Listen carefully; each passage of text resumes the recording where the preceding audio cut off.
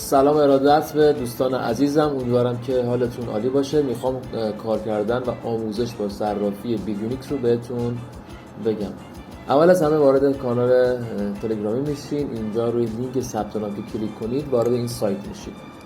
وارد سایت صرافی بیدیونیکس میشین که صرافی خیلی خوبی هست. من خودم دارم از این صرافی استفاده میکنم و ازش راضیم. کارمزدش کمتر از صرافی بینگیکس هست و ارائه هویت اجباری نیست، بدون فیلتر شکن هست و حجم معاملاتش هم بالاست. اینجا اول از همه ایمیل رو وارد میکنید، بعد از اینجا پسورد رو یادداشت میکنید. اینجا باید پسورد شما تلفیقی از اعداد، حروف کوچیک، بزرگ و یک سمبل باشه. وقتی این کار انجام دادید تیک این گزینه رو میزنید و روی کلایم ریواردز میزنید و پاداش خودتون رو برای ورود به این صرافی دریافت میکنید. حالا وقتی روی این کلایم ریواردز شما کلیک کنید، این پازل رو باید حل کنید. خب از چپ به راست من با اینو کامل کنم. اول یک استخون و یک قلب و یک خورشید. این یکی دارم کامل انجام میدم که شما هم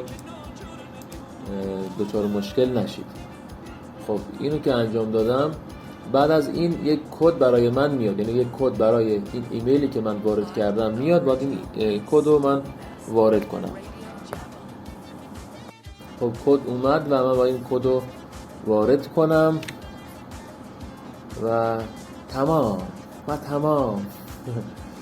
خب کدی که وارد کردم اینجا می نویسه برام که هلو، خوش اومدی، خیلی خوش اومدی، فلان اینا، با موفقیت انجام شد.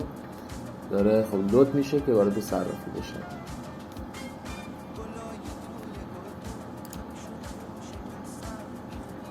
بعد ذره صبر میکنم تا حالا روی این کلیک میکنم تا وارد صرافی بشم.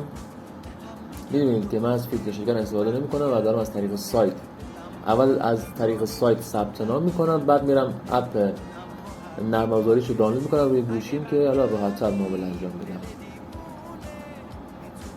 خب اینجا وارد صفحه اصلی صرافی شدیم. الان بریم توی نرم افزاریش هم بهتون توضیح بدم که به چه شکل هست کار کردن باهاش و کلا فضای خیلی خوبی هم داره. رفقا سلام مجدد، امیدوارم که حالتون خوب باشه. بریم داخل نرم افزار صرافی بیدیونیکس که ببینیم کار کردن باش به چه شکل است. این فضای داخلی یا کلی صرافی بیدیونیکس هستش. اینجا این پایین هم مثلا اطلاعیه ها رو بهتون میده که حالا مثلا چه رمز ارزی تازه میخواد لیست بشه. شما از این بالا اینجا روی اکانت خودتون میزنید. اینجا چند تا ویژگی هست که شما باید انجام بدین. ببینید اینجا زده چی؟ میگه شما هنوز وریفای انجام ندادید. میتونم من روی وریفای بزنم و برم حالا اون کارا رو انجام بدم که مثلا اگه بخوام روزانه 2 میلیون دلار مثلا برداشت کنم بهم اجازه بده. ولی اگر احراز هویت هم انجام ندید، باز شما میتونید روزانه 500,000 دلار برداشت کنید. خب این از این.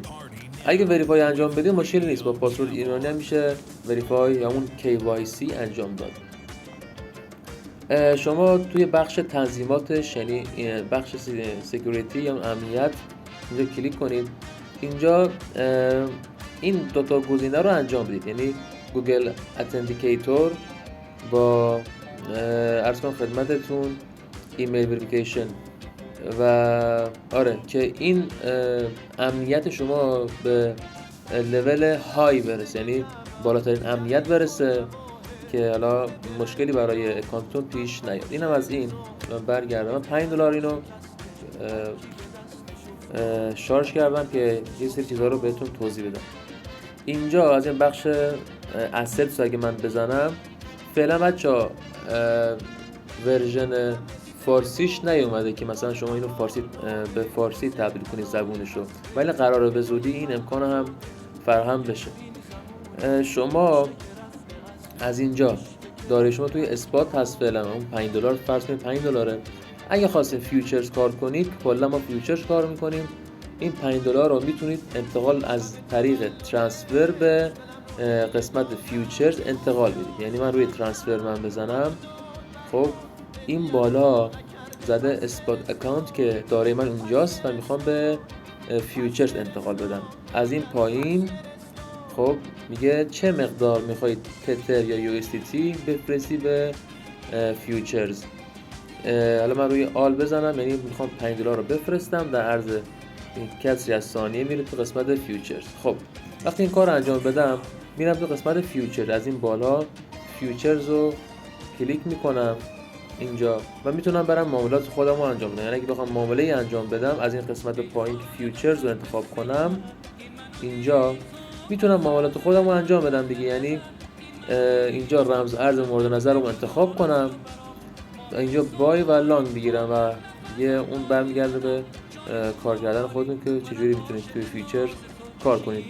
اینم از این و این که همین دیگه. فقط واریز برداشتم بهتون بگم، اگر میخواین حالا واریزی انجام بدید روی صرافی بیت یونیکس، از این واریز میشه دیپازیت، برداشت میشه ویسترا.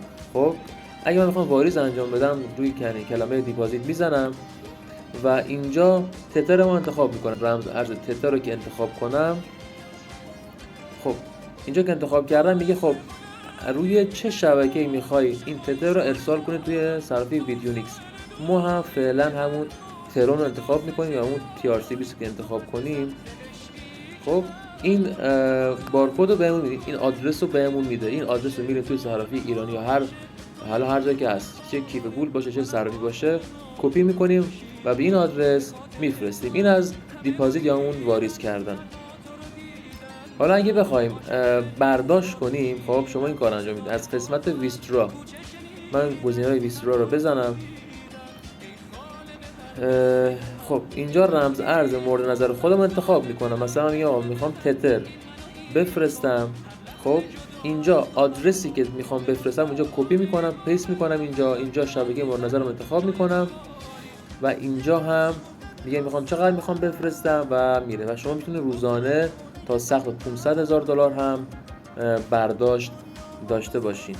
این هم از این نکته. و اگر شما $50، ببینید بچه‌ها، حداقل $50 از قسمت ویسترا اینجا قسمت اسپات به قسمت فیوچرز انتقال بدین، خب $20 بهتون بونوس میده، یعنی $20 بهتون جایزه میده که بتونید باهاشون، یعنی میشه در جمع میشه $70 میتونید باهاشون معامله انجام بدید. یعنی میتونید $50 رو واریز کنید و انتقال بدید توی بخش فیوچرز، خب یعنی از قسمت ترانسفر، و بعد شما با اون $20 که بهتون مثلا بونوس میده با اون $20 معامله انجام بدید. همین. اگه سوالی هم بود بچه‌ها بهم بگین. خیلی مخلصم. تا آموزشی دیگر، بدرود.